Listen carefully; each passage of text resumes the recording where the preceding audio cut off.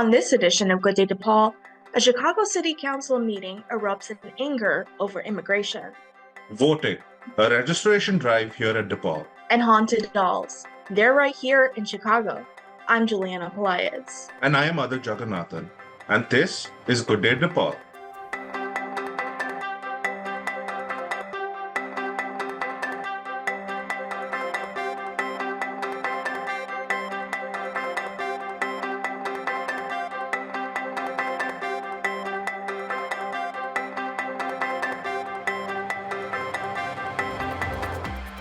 It stunned the world, the attack on Israel by Hamas, and the fighting that followed.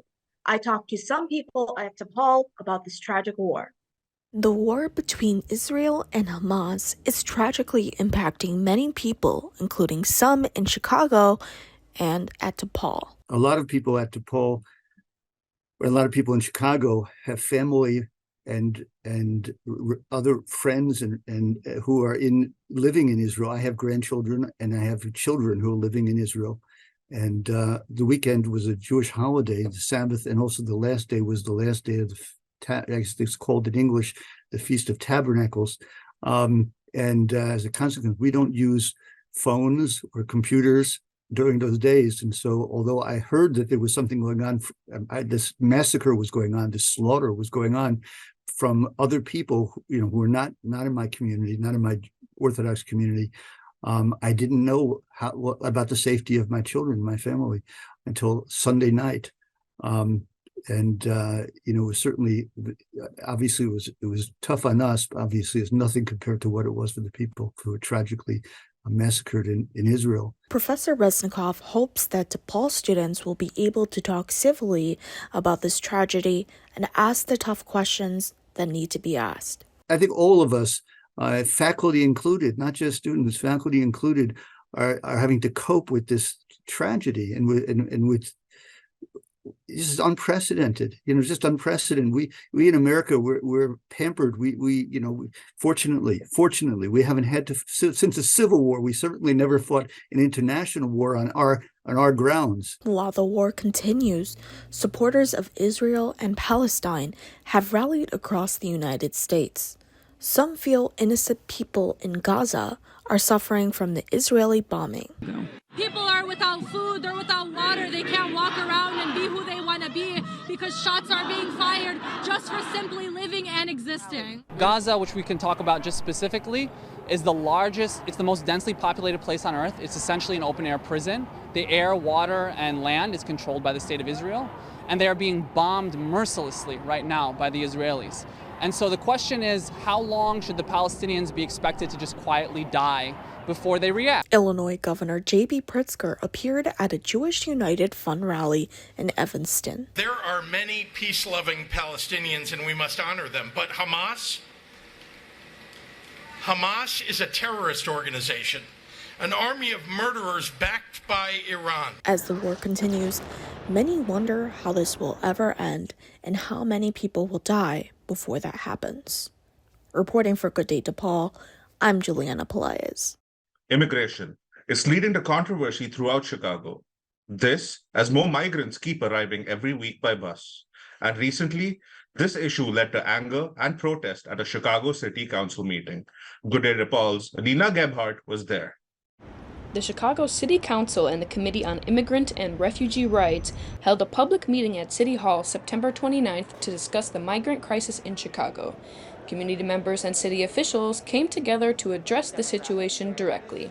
We need to invest in the organizations and collectives, the nonprofits and the mutual aid groups that are on the ground providing the first-hand response to the migrant crisis.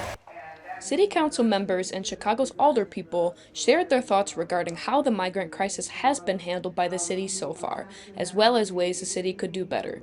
29th Ward Alderman Chris Taliaferro spoke during the meeting. We have an entire city that's in outrage about how we're handling it. So that should tell you that we're handling something wrong or that we would be handling it better. Tensions were high as Chicagoans requested more support from the city during the meeting. The main topic of discussion, Mayor Brandon Johnson's $29 million contract with security firm Garda to build tent shelters for migrants who've been living in shelters and police stations across the city. City Council shared an image of what the tent shelters might look like. Other officials weighed in throughout the meeting, including Alderwoman Jeanette Taylor. Like, we have to take a hard stop and say, what we're doing is not working. Let's find the experts who live in Chicago, who's from Chicago, and ask them, what do we do to make this right? After the meeting, protesters gathered in Chicago's Daily Plaza against the Garda contract. Observer David Reed suggested alternatives to Garda shelters, such as utilizing vacant properties. I mean, it just seems like there's so much empty housing that somehow they could figure that out. You got people that need housing, and you got empty buildings and houses all over the place. And that seems like a much better idea than putting them in a tent when it's going to be 10 below zero. Despite community resistance and hesitation from some older people as to how the city is handling its migrants, Brandon Johnson's administration plans on keeping its contract with Garda to build tent shelter for the migrants. Chicago local Mark Lazar says we should continue to welcome the new arrivals. I think America is a country of immigrants, and we should honor our tradition and welcome immigrants with open arms. Police stations and communities across Chicago continue to provide shelter and resources for the new arrivals. While Chicago has been scrambling for more space, more resources, and more funding to accommodate the migrants who've been arriving to Chicago since 2022, the city expects more buses of migrants to arrive this weekend. For Good Day DePaul, I'm Lena Gebhardt. DePaul President Robert Manuel recently provided an update on increased security steps the university is taking. These come after a series of robberies on and around the Lincoln Park campus. Manuel said that Chicago police are now providing additional patrols on the Lincoln Park campus. In addition, Manuel said lighting will be improving and that the Sheffield garage upgrade will be done by the end of this month. He also said the emergency phone box in the garage is now painted blue to be more visible and consistent with other boxes on campus. And he said more security officers have been hired to provide a more visible presence on campus.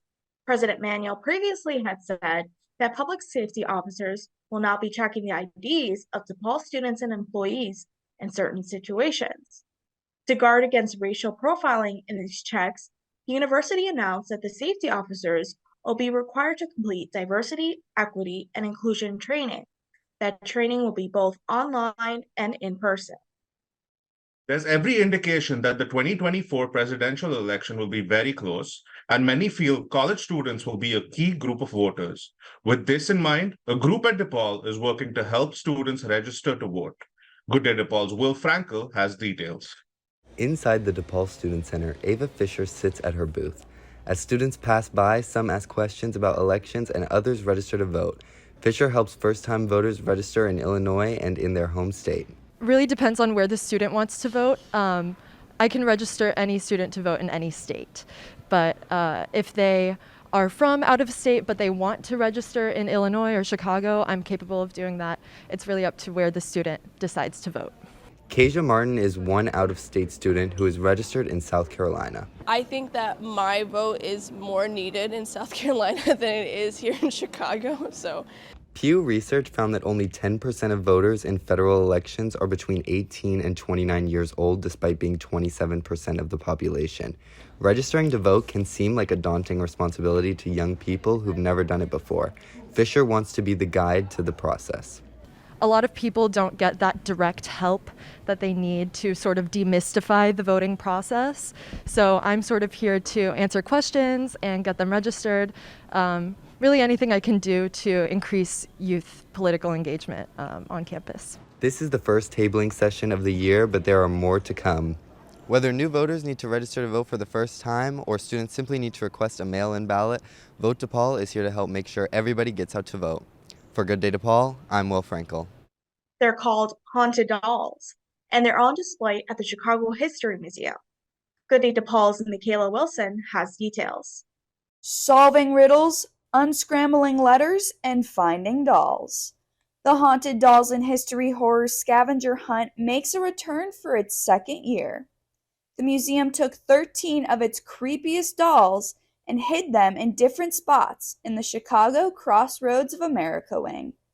These never-before-seen dolls are featured from the museum collections, with the oldest doll in the hunt dating back from the 1950s. We have a wide collection of dolls that have both been donated, that we've purchased from every era you can think of. So what better way to teach about Chicago history than to do something interactive and fun? And you know what? It's Halloween. Dolls are kind of scary. As you walk through the Chicago Crossroads of America exhibit, each stop corresponds with a riddle, testing your knowledge on Chicago history and providing you with the location of the next doll. Just looking at real haunted dolls, coming face to face with dolls like Annabelle was kind of cool and definitely a little scary. The scavenger hunt is family friendly and is open to all ages. And if you're wondering if the dolls are actually haunted, you'll have to find out for yourself. The Chicago History Museum's Haunted Doll Scavenger Hunt is open now through November 15th. Brush up on your Chicago history, get ready for the spooky season, and beware of what's lurking around the corner. For Good Day DePaul, I'm Michaela Wilson. Coming up on Good Day DePaul, a Blue Demon goalie is making a big mark this season. That story and more coming up on Good Day DePaul Sports. The flu is unpredictable and can be serious. Who needs to be vaccinated against the flu? You. Get a flu vaccine. For more information, www.flu.gov. Audit is here now with sports. Audit. Thanks, Juliana. It's been a good season so far for the DePaul volleyball team, and they were hoping to keep that going in a home match against Creighton. The DePaul volleyball team had a tough test as they took on the 15th-ranked Creighton Blue Jays at the McGrath-Phillips Arena. Creighton raced to a 6-2 lead early in the first set, but a great kill by DePaul's Jill Presley was able to stop the Blue Jays from building momentum. Presley would then get up high to block Creighton at the net to make it 2 quick points in succession for the Blue Demons. In the very next rally, Creighton's Ava Martin almost broke DePaul's serve after an exciting back and forth between the two teams.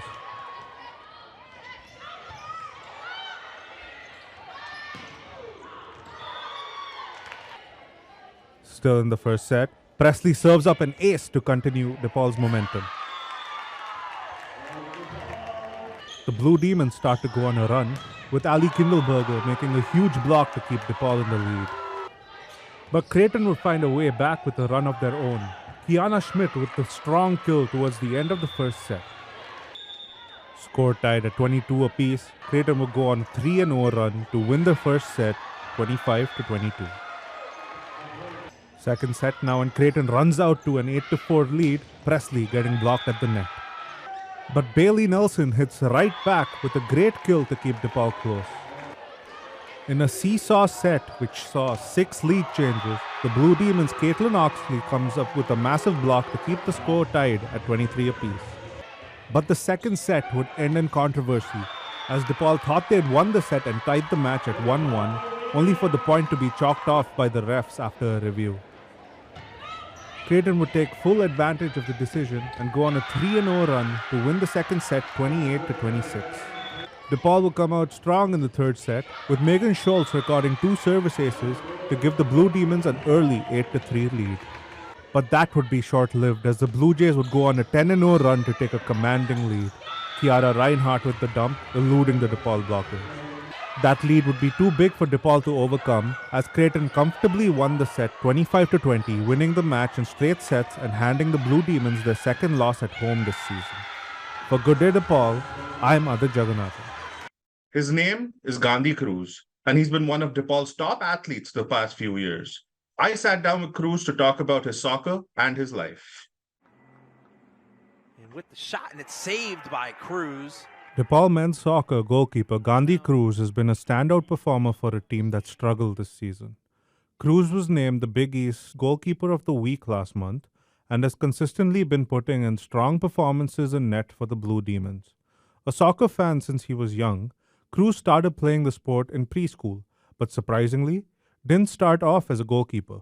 No, I've not always been a goalkeeper. I started playing midfielder and defense. Those were my favorite positions when I was younger. I mean, when I was younger, I could run up the field no matter what. So, but as I started growing, I got lazier and lazier. So, I decided to switch to switch to goalie. And I mean, I fell in love with it as soon as I put the gloves on. So, I stuck with it, and now I'm grateful to be a part of a Division I program now. So it's done me well so far. Coming out of high school, Cruz joined the Blue Demons as a walk-on freshman. Despite not being an immediate starter, he still took the risk and it eventually paid off. I wasn't really heavily recruited coming out of high school. I was very underlooked. But DePaul was one of the schools I was interested. But yeah, I offered to walk on just because of the fact that I really didn't have many other choices. So yeah, walking on was definitely a scary experience just because of the fact that I knew that I was going to be on the roster, but nothing was ever guaranteed. So no game time. I knew I was going to have my own jersey, my own practice gear, and I was going to be able to practice, but that was the only thing that was guaranteed.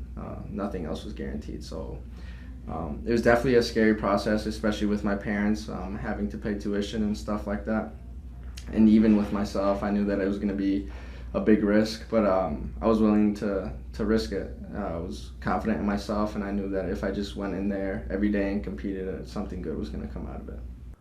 DePaul men's soccer coach Mark Plotkin spoke about Cruz's progress over the years. I mean, from the time he came in as a freshman, he's really, raised some eyebrows just because he was doing things as a freshman. We're like, wow, he has a lot more, than we thought he did. And really challenged our goalkeeping core with Drew Nelly, who was a senior at the time. And then we had brought in a transfer actually to kind of take over for Drew. But Gandhi just showed to be the best option and actually jumped over the kid that we brought in that we thought was going to be the starter after Drew. And we've never looked back ever since. I mean, he is just outstanding. I mean, any big game situation, any big save, he's there. And he's been there a lot over the last 3 years. Cruz recently recorded his 200th save as a Blue Demon and has made 61 saves so far this season. Coach Plotkin explained what Cruz brings to the team as a goalkeeper and as a teammate. I mean, he holds guys accountable. He's not the most vocal guy in the world. He picks and chooses his moments to say things, and when he does, people listen, which I can appreciate from him. And he's just super well liked. He gets along with everybody. He's constantly joking around with everybody, whether it's a senior or a freshman. He's just a great person to be around. Hangs out with everybody on the team as well, and is a really good representative of our program. He's really tight with his family. His parents come to every single game. His brother lives in the city, and they're really close, and he comes to every single game. So he's very family-based. Cruz's parents have been a huge part of his journey so far, and he appreciates their support. Since I was a senior in high school, my parents always told me that it was best to just, if needed to be, go to a community college for a year or two and then transfer to, so I can do 2 years in community college, 2 years in university. But I sat down and had to talk with them, just telling them that I wanted to play Division I soccer. So I think that once I was able to sit down with them and talk to them about my dreams, they were fully on the same page, and they supported me. And they wanted to take that risk as well. So they knew that they were going to have to pay out of pocket for my tuition my freshman year. And I told them just to be patient, that I was going to work my hardest to try to make something happen. I just went out there, competed, like I said.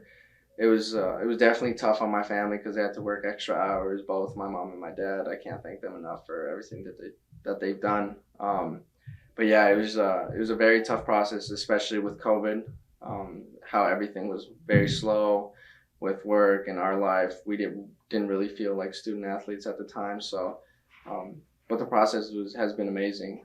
It's done me well so far, and I can't thank anybody. I can't thank everybody enough for all the support that I've had from everybody else around me. So off the pitch, Plotkin praises Cruz as well. Just his work ethic, his sense of discipline. He's honest. You can rely on him.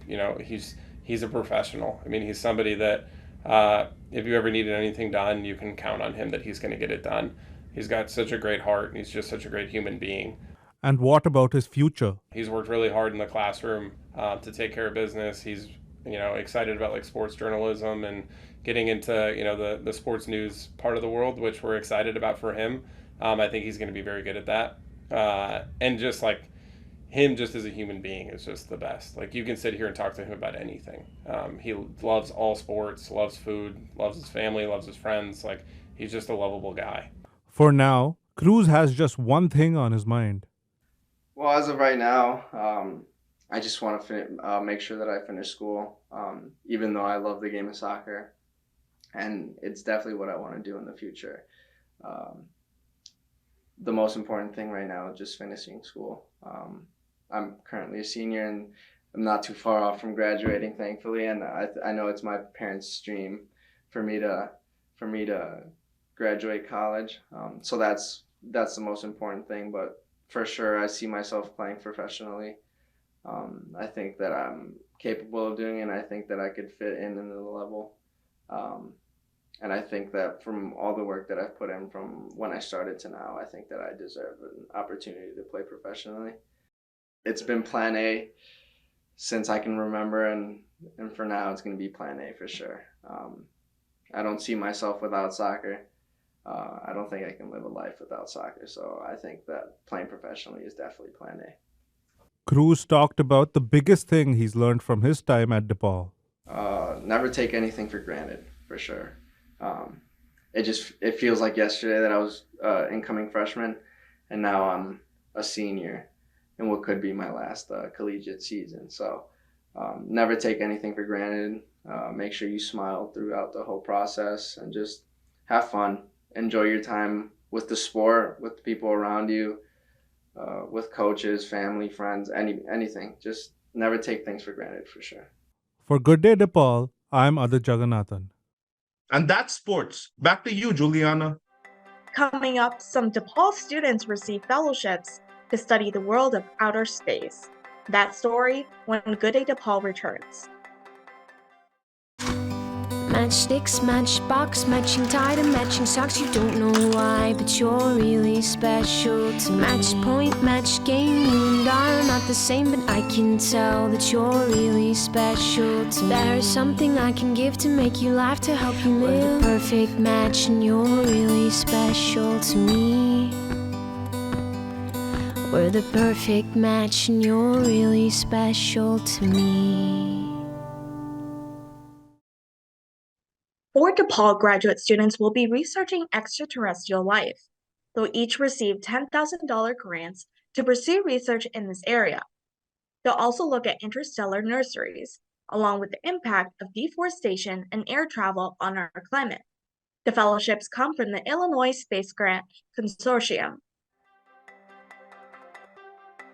That's all for this week's edition of Good Day DePaul. You can keep up with us by visiting our Vimeo channel at Good Day DePaul, or by going to goodday.depaul.edu. And be sure to check us out on Facebook. And if you have any news tips, message us through the Good Day DePaul social media channels. Thanks for watching. I'm Juliana Pelaez. And I'm Adit Jagannathan. Have a good day, DePaul.